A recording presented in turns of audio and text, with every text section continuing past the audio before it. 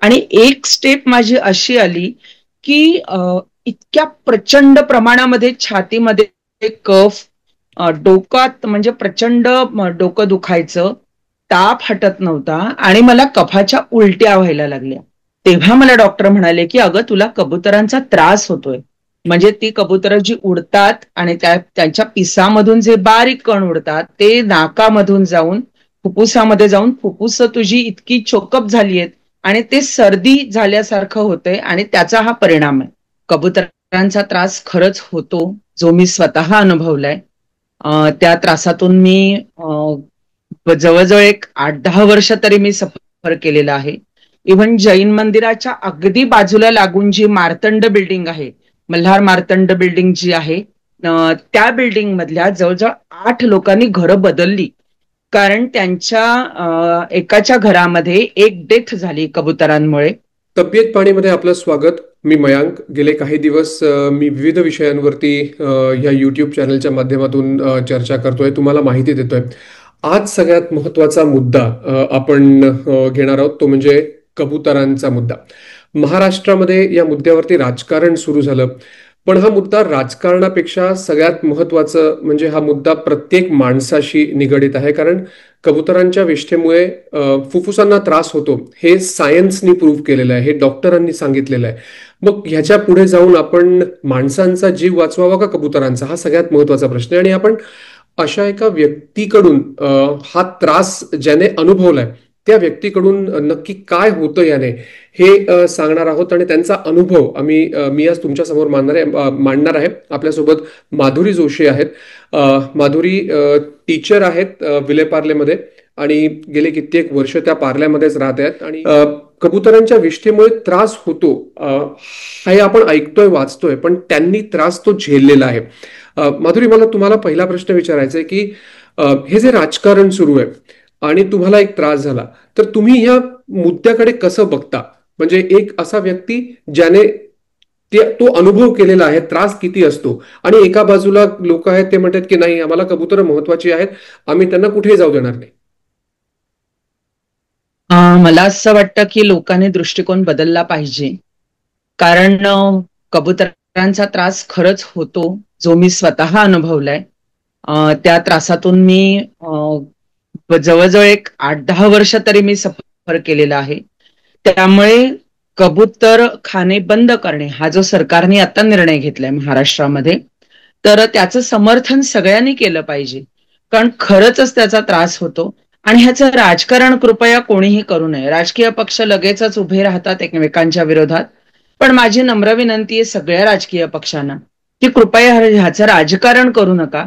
कारण जे ह्याच्यात सफर झाले, ज्यांनी ह्याचा त्रास भोगलाय, त्यांना कळतं की ही कबुतर किती त्रासदायक असतात. त्यामुळे मला असं वाटतं की राजकीय पक्षांनी पण आणि सर्वसामान्य माणसांनी पण, ज्यांना कबुतरांबद्दल प्रेम आहे, आस्था आहे, मी सुद्धा प्राणीप्रेमी आहे, मलाही प्राणी आवडतात, पण एका लिमिट पर्यंत, तर त्यांनी प्रत्येकाने आपला दृष्टिकोन बदलला पाहिजे. की ते म्हणतात ना, अति झालं आणि हसू आलं, तसं ह्या कबुतरांचं झालेलं आहे की खूप अति प्रमाणात झाल्यामुळे हा त्रास वाढतो आहे. जेव्हा कृपा करून सगळ्यांनी आपला दृष्टिकोन बदलला पाहिजे आणि हे कबूतरखाने वस्तीमधून मागे किंवा लांब कुठेतरी गेले पाहिजेत. किंबहुना कबुतरांना आपण दाणे टाकणं हे कुठेतरी आपण थांबवलं पाहिजे, असं मला वाटतं. हेच सगळ्यात महत्वाचं आहे की माणसं महत्वाची आहेत का कबुतरं, हा प्रश्न इथे विचारावासा वाटतो. कारण एका बाजूला कबूतरखाने बंद करण्याचा निर्णय घेता, त्याच्यावरती आंदोलन झालं, सरकारने म्हटलं की नाही, आम्ही परत तिकडे एका समुदायाच्या प्रेशरमुळे सुरू करू. माणसं या ठिकाणी महत्वाची आहेत, कारण सायन्सने हे प्रूव्ह केलेलं आहे. कबुतरांच्या विष्ठेतून ज्या बुरशी आहेत किंवा त्यांच्या पंखातनं जे कण उडतात ते फुफ्फुसात जातात आणि आपल्याला त्रास होतो. तुम्हाला जवळपास 8 वर्ष तुम्ही म्हणताय हा त्रास झालाय. आम्हाला हा अनुभव तुमच्याकडनं ऐकायचा आहे, कारण ज्या व्यक्तीकडनं हा अनुभव येतो तो व्यक्ती ती गोष्ट जगतो, भोगतो. काय नक्की झालं होतं? घरासमोर, आमच्या अगदी बिल्डिंगच्या समोर किंवा आमच्या अगदी गॅलरीच्या समोरच कबुतरं होती. जैन मंदिर अगदी समोर आहे, मध्ये फक्त रस्ता, अगदी समोर येतं. आणि तेव्हा जी कबुतरं होती ना ती खूप प्रमाणात होती, म्हणजे एवढी खूप जास्त नव्हती. त्यामुळे त्यावेळेला काही कबुतरांचा एवढा म्हणजे कणांमुळे किंवा पंखांमुळे किंवा विष्ठेमुळे असा काही त्रास तेव्हा इतका जाणवला नाही. हा, नो डाऊट ती कबुतरं घरात यायची, घाण करायची किंवा घरटं बांधायचं, मग तिकडे अंडी घालणार, मग त्यांच्या त्या विष्ठा, त्याचा तो वास, किंवा त्या कबुतरांच्या पाठोपाठ उंदीर घरात शिरायचे कबूतर खाण्यासाठी किंवा अंडी खाण्यासाठी, तो उंदरांचा त्रास, हे आम्हाला त्यावेळेलाही होत होतं, खूप प्रमाणात जास्त होत होतं.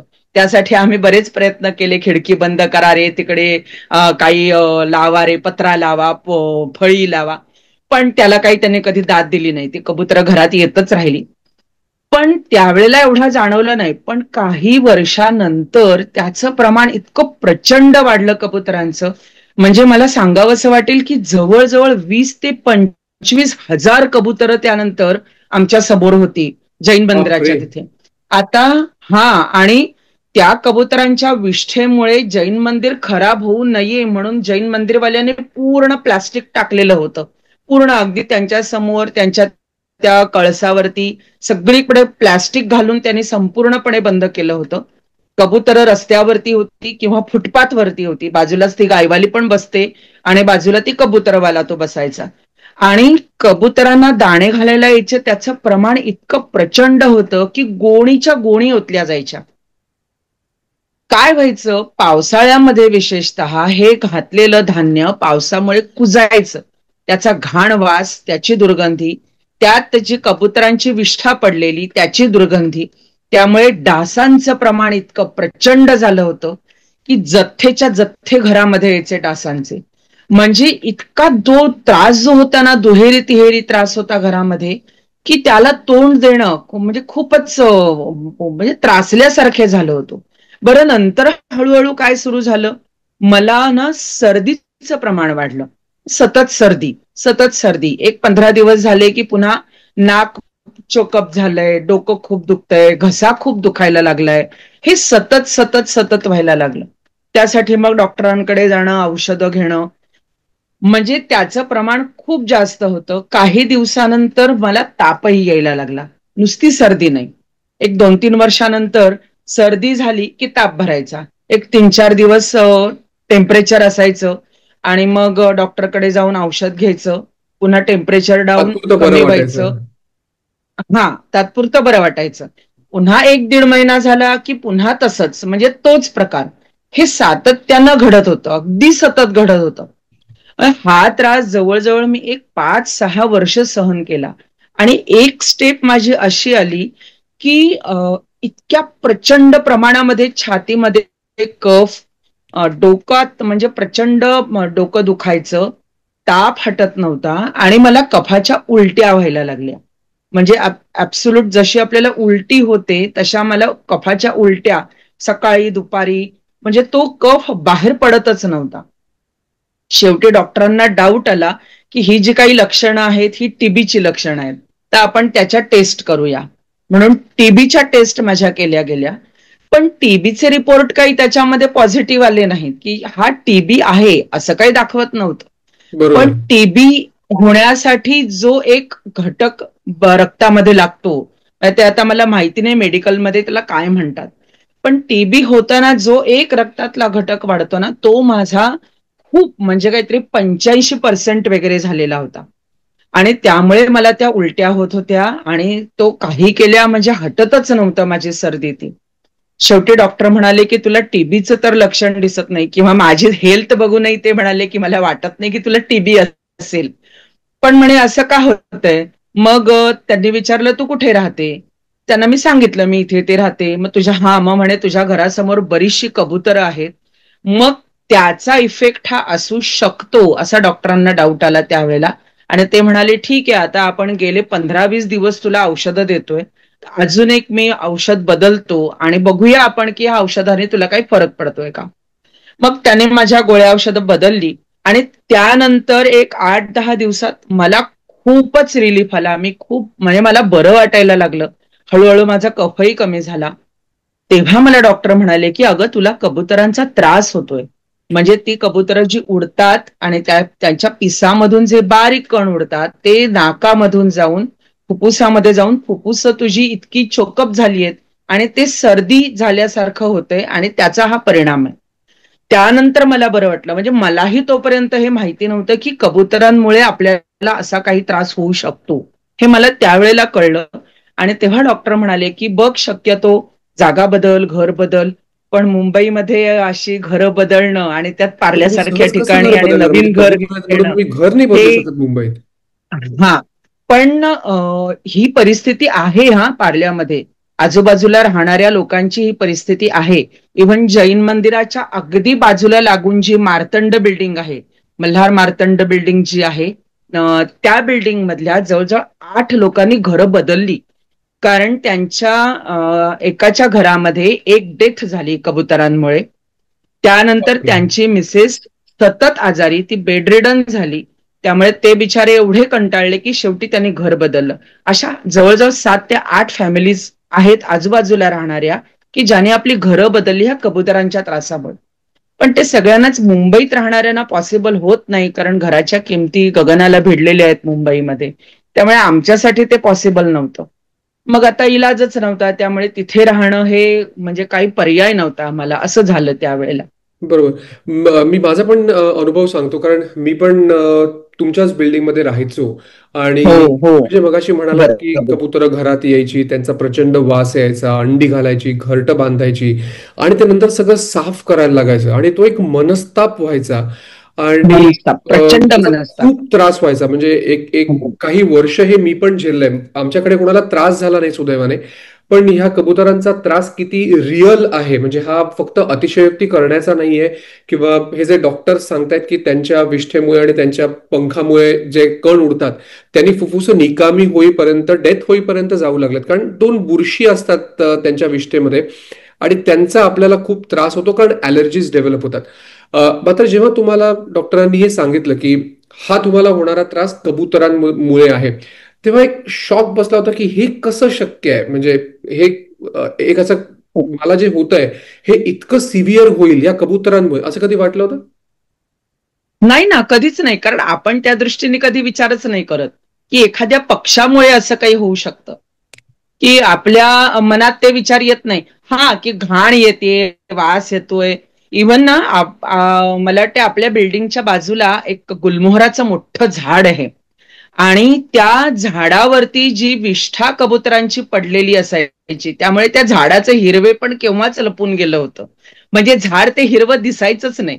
ते सगळं पांढुरकं पांढुरकं, बुरशी आलेलं असं. त्याच्या झाडाच्या खाली ती बुरशी साठलेली, किंवा त्या विष्ठेमुळे सगळी घाण झालेली. पण त्याच्यामुळे मला असं काही होत असेल असा मी कधी विचारच केला नव्हता. पण कबुतरांमुळे कधी काळी असा त्रास मला होईल असं मी खरंच विचार केला नव्हता.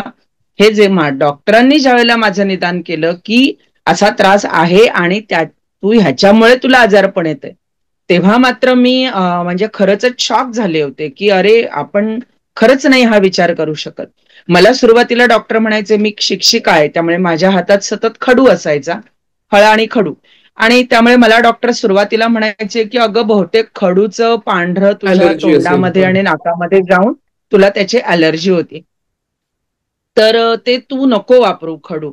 तर म्हटलं कसं शक्य आहे, मी तर शाळेमध्ये आणि मला ते शक्य नाही, मला खडू तर वापरलाच पाहिजे. पण काही दिवस मी तोही प्रकार करून पाहिला की कमीत कमी खडूचा वापर करायचा फळ्यावरती. आपण बरचसं मुलांच्या वह्यांवरती वगैरेच प्रत्यक्ष घेऊया असा मी काही महिने हा प्रयत्न केला. पण तरी माझी सर्दी काही कमी झाली नाही त्यावेळेला, कारण त्याचं कारणच वेगळं होतं. खडूमुळे तसं काही होतच नव्हतं. आणि त्यानंतर मग म्हणजे ज्यावेळेला हे कळलं, त्याच्यानंतर मात्र औषधं जी मला दिली गेली त्यामुळे मला नंतर खूप रिलीफ आला, की तेव्हा मग मलाही खात्री पटली की आपण खरंच कबुतरांमुळे आजारी पडतोय. हे सत्य आहे त्याच्या मागचं. हा जो मी म्हणेन 5-6 वर्षाचा जो जो पूर्ण स्पॅन होता, ज्या स्पॅनमध्ये सारखी सर्दी, सारखा ताप, सारखा उलट्या होणं, या सगळ्या गोष्टी ह्या कुठेतरी हेल्थवरती पण खूप जास्त त्याचा परिणाम होत असेल. तुम्हाला या हेल्थमध्ये आणखीन काही जाणवलं की ह्या सगळ्या गोष्टींमुळे तुमची हेल्थ खराब होते किंवा आणखीन काही गोष्टी? खूपच ना, म्हणजे सतत आजारपण, त्यामुळे तसंही सगळ्याच दृष्टीने तब्येत डाऊन. आणि मग डिपेंड ना, मग त्यामुळे सांधेदुखी वाढली आहे की सतत आजारपण, त्यामुळे सतत औषधं, मग त्याचे साईड इफेक्ट्स. त्यामुळे आता माझी स्थिती अशी झाली आहे की माझे सगळे सांधे खूप दुखतात किंवा त्रासदायक होतं. आणखीनही बऱ्याच गोष्टी अशा आहेत की त्या सततच्या आजारपणामुळे आतून आपण म्हणतो ना शरीर थोडंसं कमकुवत होणे, तर तो प्रकार मला आताही जाणवतोय की पटकन थकवा येणे, पटकन दमणे, की मी खूप जास्त कुठचंही काम नाही करू शकत. असं होतं की पटकन थकवा येतो. आता त्यामुळे मला मल्टीव्हिटॅमिन आत्ताही चालू आहेत की मी मल्टीव्हिटॅमिन घेतल्याशिवाय मी नाही उभी राहू शकत, किंवा एखाद दिवशी माझी गोळी घ्यायची राहिली तरी पण मग मी संध्याकाळी एवढी दमून जाते की मला असं वाटतं नाही आता घरी आले ना, आता पूर्ण झोपून जावं, काही काम करू नये. म्हणजे हा जो परिणाम झालाय, हे लोकांना असं वाटतं की अरे काय बाई छान धडधाकट दिसते, मस्त जाडीजुडी आहे, काही प्रॉब्लेम नाही. पण तसं नाहीये. इंटरनली खूपच त्याचा परिणाम झालेला आहे, ज्यामुळे माझी काम करण्याची शक्ती कमी झाली आपोआपच. थोडं कमी म्हणजे जाणवतं आता की आपण नाही काम जास्त करू शकत आहोत, थकवा खूप लवकर येतो. म्हणजे हेल्थवर नक्कीच परिणाम आहे याचा. हे सगळं बंद कधी झालं? म्हणजे औषधं घेऊन तुम्हाला बरं वाटायला लागलं, पण हा जो त्रास होता हा बंद कधी झाला? आणि त्याच्यानंतरचा जो प्रवास आहे तुमचा, हा तुम्हाला आता वाटतोय की हा बऱ्यापैकी मी जे 5-6 वर्ष जे माझ्यासोबत झालं ते आता होत नाहीये किंवा असं?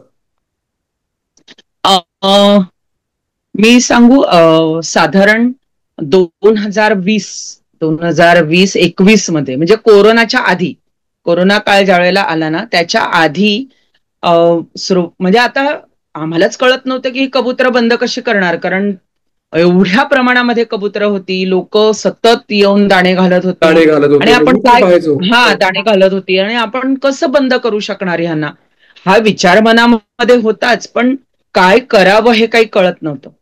त्याच वेळेला आपल्या पार्ल्यामध्येच राहणारे मोहन भिडे म्हणून एक आहेत, म्हणजे व्यवस्थित ज्येष्ठ नागरिक आणि खूप पार्ल्याविषयी खूप आस्था असलेले आपले पार्लेकर, की ज्यांना पार्लं खूप छान आणि सुंदर राहावं असं फार मनापासून वाटायचं.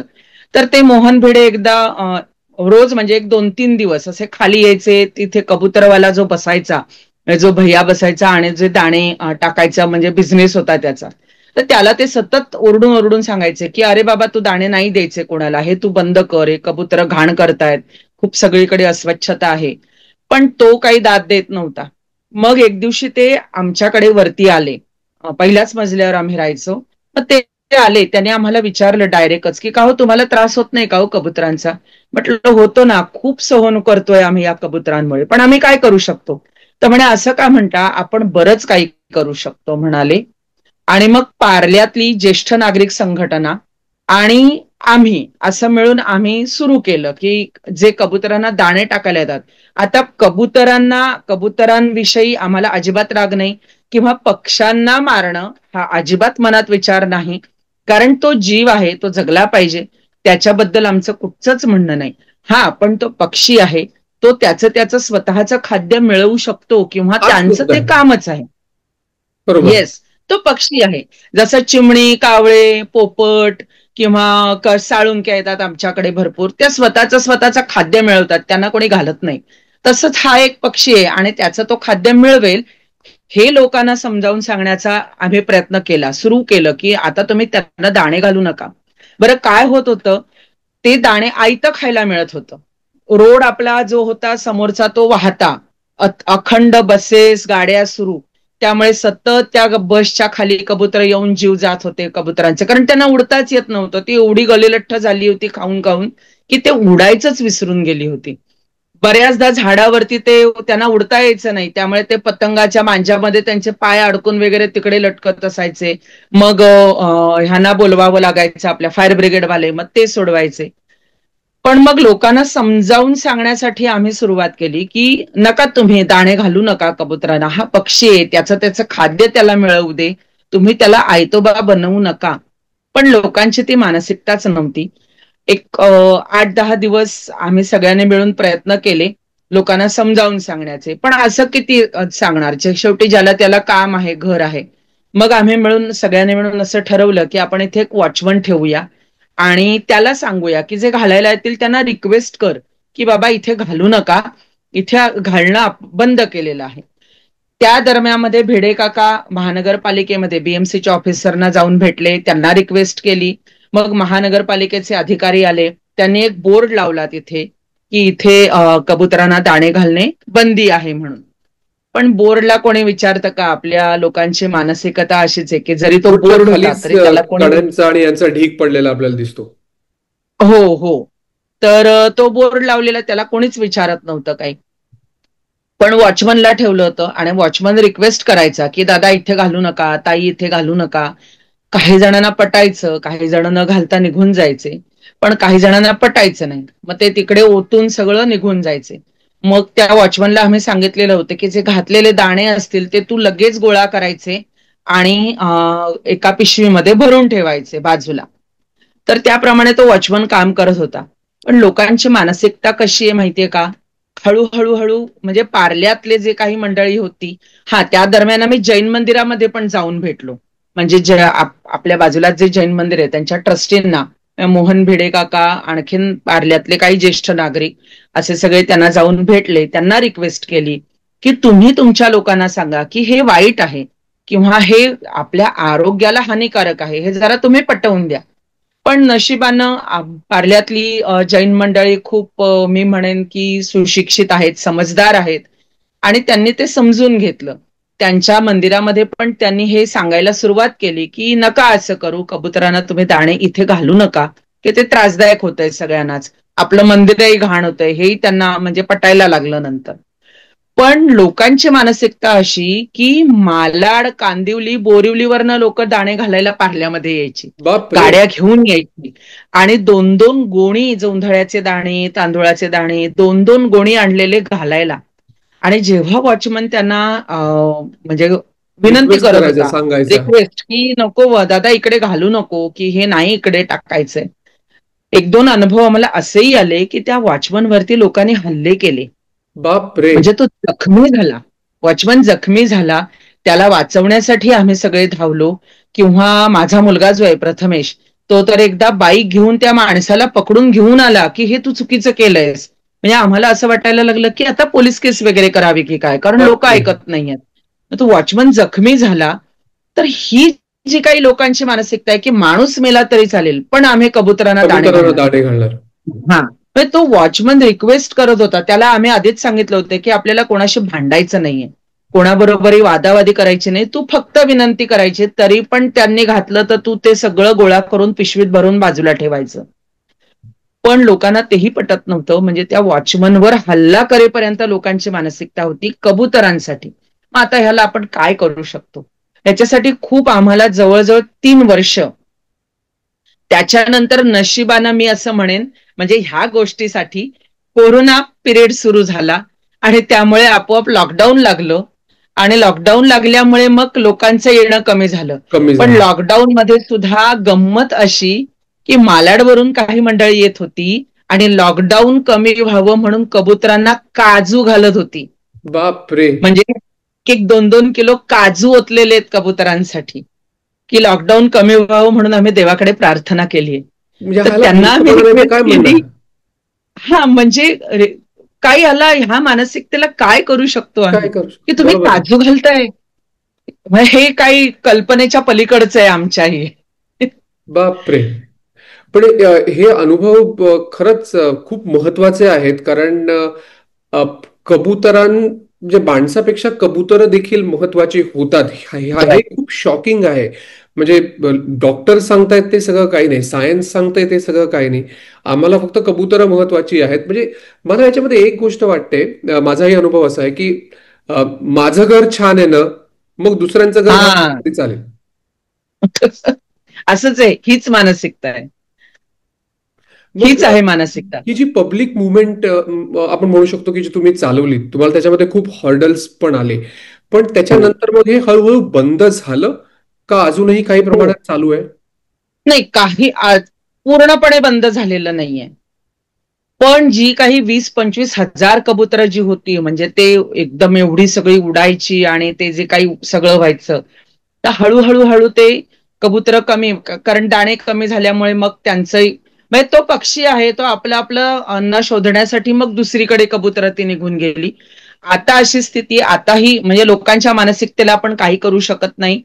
समोर जी आपल्याकडे गायवाली बसते, तर त्या गायवालीला आम्ही सांगून ठेवलं होतं नंतर, की कोणी घालायला आलं तर त्यांना तू विनंती कर की ताई इकडे घालू नका, दादा इकडे घालू नका. ती बिचारी सांगायचा आजही प्रयत्न करते, पण तिलाही शिव्या वगैरे दिल्या जातात आणि तरीही कबुतरांना दाणे घातले जातात. आता स्थिती अशी आहे की आमच्या घराच्या समोर जैन मंदिर आहे, त्यामुळे आम्हाला घरातनं समोरचं दिसत होतं. आता लोक काय करतात, तुला माहितीये आपल्या बिल्डिंगमध्येच चणेवाला आहे आणि बरोबर. त्या चणेवाल्याच्या तिथे समोर दाणे म्हणजे चणे घालतात, ते काही आम्हाला घरातनं दिसत नाही. त्यामुळे बरोबर. आता त्याने ती परिस्थिती सुरू केली की सिग्नलच्या तिथे दाणे घालून ठेवणं. आता ते आम्हाला दिसत नाही. गायवाली बिचारी जाऊन सांगते की घालू नका इथे, पण काही मंडळी अशी आहेत की ते तिला आजही दाद देत नाहीत. आजही तिथे दाणे घालण्याचे प्रकार सुरू आहेत. हा फक्त एवढंच आहे की कबुतरांचं प्रमाण कमी झालंय, म्हणजे बऱ्यापैकी कमी झालंय, की आता एक 100-150 कबुतर असतात तिकडे, पण तरी आहेत, बंद झाली नाही, कारण त्यांना खाद्य मिळते, त्यामुळे बरोबर. कबुतर तिथे येतात. हा मानसिकतेचा जो प्रश्न आहे तो मला तुम्हाला विचारायचा आहे. तुम्हाला इतका त्रास झाला, पण तरी सुद्धा अशी काही माणसं आहेत जी ऐकत नाही. हे जे आंदोलन सुरू आहे, आपण पाहिलं की दादरला खूप मोठं आंदोलन झालं की नाही आम्ही कबूतर हो. तिथे ठेवणार, कबुतरांना जेवण देणार वगैरे. हा जो हट्ट आहे लोकांचा, किंवा मी असं म्हणेन की लोकांना या गोष्टीची जाणीव होत नाहीये का की माणसं मरायला लागली आहेत कबुतरापासून? अ काय आहे ना, मला एक गोष्ट नाही खरंच लोकांची लक्षात येत, की कशाला प्राधान्य द्यावं. की आपण माणसं म्हणतो की माणसं जगली पाहिजेत, ज्याच्यामुळे परिणाम होतोय, तर ते बंद करणं म्हणजे काय त्यांची मानसिकता आहे ते मलाही कळत नाहीये. पण ती बदलणं हे खरंच गरजेचं आहे. की त्या मंडळी असा विचार करत नाहीत की लोकांची हेल्थ बिघडते, त्यामुळे हा परिणाम फक्त एक दोन कुटुंबासाठी नाहीये ना, हा परिणाम मास मध्ये होतोय. सगळेच जी आजूबाजूला राहणारी आहेत त्यांच्या हेल्थवरती हा परिणाम होतोय. तर लोकांना हे का नाही लक्षात येते की आपण आपल्या एका छोट्याशा चुकीमुळे आपण मास म्हणजे भारतातल्या टोटल लोकसंख्येच्या आरोग्यावरती आपण ह्याचा परिणाम करतोय. जे म्हणजे मी असं म्हणेन, तुम्ही पुण्य कमवण्यासाठी कबुतरांना दाणे घालताय, पण एवढ्या प्रचंड प्रमाणात तुम्हाला पाप लागतंय की तुम्ही लोकांना, माणसांना त्याच्यामध्ये आजारी पाडताय. तर ही मानसिकता खरंच बदलली पाहिजे. एकंदरीत जे राजकारण सुरू झालेलं आहे, या राजकारणावरती तुम्ही काय म्हणाल थोडक्यात, कारण आपल्याकडे वेळ पण कमी आहे. या राजकारणावरती तुमचं काय मत आहे? म्हणजे अनेक केसेस आहेत, म्हणजे तुम्हाला फुफ्फुसांचा त्रास झाला, मुंबईमध्ये काही लोक ह्यामुळे त्यांचा मृत्यू झाला आहे मला माहिती आहे. मी काही डॉक्टरांशी बोललेलो आहे.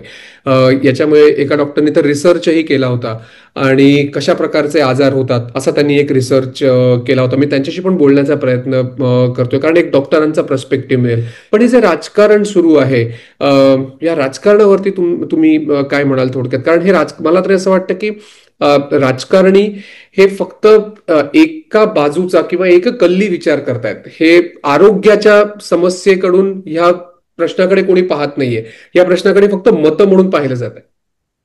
एक्झॅक्टली तसंच सध्या चालू आहे. मला असं म्हणायचंय की जे राजकारणी आहेत, जे राजकारणामध्ये सक्रिय आहेत, तर ते स्वतःला जनतेचा सेवक म्हणून घेतात.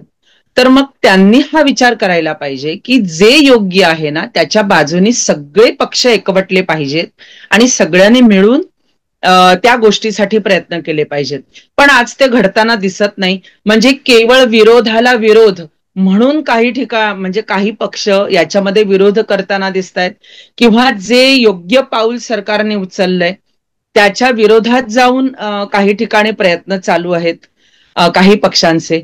तर माझी खरंच हात जोडून विनंती आहे सर्व पक्षांच्या लोकांना, कुठलाही पक्ष असेल, ते सरकारमध्ये जे पक्ष आहेत त्यांच्या मंडळींसाठी, किंवा जे सरकारमध्ये नाहीत आणि जे विरोधी पक्ष म्हणून काम करतायत त्यांच्यासाठी सुद्धा, की प्लीज प्लीज तुम्ही याचं राजकारण करू नका. उलट मी असं म्हणेन की तुम्हाला जर खरंच मतं मिळवायची असतील ना, तर काय योग्य आहे ते लोकांपर्यंत पोचवा. लोक तेवढी सुजाण आहेत, सुज्ञ आहेत की आपण कोणाला मतदान केलं पाहिजे. आजही लोकांची चर्चा हीच चालती आहे की चुकीच्या बाजूने तुम्ही मत, म्हणजे आमच्यासारखे नागरिक तर हाच विचार करणार की तुम्ही चुकीच्या लोकांना प्रोत्साहन देताय, आणि मग आम्ही विचार करू ना की आम्ही मत कुणाला द्यायचं. तर प्लीज माझी सगळ्यांना विनंती आहे हात जोडून की ह्याचं राजकारण करू नका. हा खूपच महत्वाचा मुद्दा आहे आरोग्याच्या दृष्टीने, आणि तो खरंच अशा वेळेला आपण सगळ्यांनी सरकारच्या आणि कोर्टाच्या बाजूने उभं राहणं फार गरजेचं आहे, असं मला तरी वाटतं. नाही, बरोबर आहे. आपण कोणत्याही समाजाविरोधात नाही, आपण प्राणी पक्ष्यांच्या विरोधात नाही. तुम्ही जे अजिबात म्हणाले नाही, बरोबर आहे अजिबात की नाही. पक्षी आहेत ते त्यांचं अन्न शोधून घेतील. त्यांना आपण मुद्दाम का अन्न टाकायचं? आणि सगळ्यात महत्वाची गोष्ट म्हणजे जेव्हा तुम्हाला सायन्स सांगतं, डॉक्टर्स सांगतात, तुमच्या समोर केसेस आहेत, लोकांचा मृत्यू होतोय, तेव्हा तरी मला तरी असं वाटतं की लोकांनी ह्याचा लॉजिकली विचार करायला पाहिजे. फक्त विचार करायला विरोध बरोबर आहे. करायचा म्हणजे तुम्ही नाही म्हटलं म्हणून मी हे करणार, तुम्ही हा नाही हा. म्हटलं म्हणून मी मुद्दाम जाऊन टाकणार, असं करून फायदा नाही. कारण यामुळे ऑफकोर्स आत्ता त्यांच्या घरात काही होत नाहीये, कारण ते लांबून येऊन इथे अन्न टाकतायत किंवा काय, पण ज्या दिवशी हा कबूतरखाना किंवा कबुतरांचा प्रश्न त्यांच्या घरी जाईल तेव्हा ते हेच करतील का? हा जर विचार प्रत्येकाने केला तर मला तरी असं वाटतं हा मुद्दा हा लवकरात लवकर निकाली लागेल. आणि पक्षी आहेत, पक्षी त्यांचं अन्न नक्कीच शोधून घेण्यासाठी समर्थ आहेत. हो. इतरही पक्षी जगतात, त्यामुळे अ, कबुतरांनाच अन्न घातलं म्हणजे काहीतरी होईल किंवा कबुतरांनाच अन्न दिलं, दाणे दिले म्हणजे काय आपण खूप चांगलं करतोय असं नाही. तुम्ही इतरही अनेक चांगली कामं करू शकता आणि निश्चितच तुम्ही लोकांना मदत करू शकता. तुमचा अनुभव खूप महत्वाचा आणि ऐकण्यासारखा होता. कारण तुम्हाला जो त्रास झाला, याच्यासारखे तुमच्यासारखे अनेक असतील ज्यांना हा त्रास होतोय.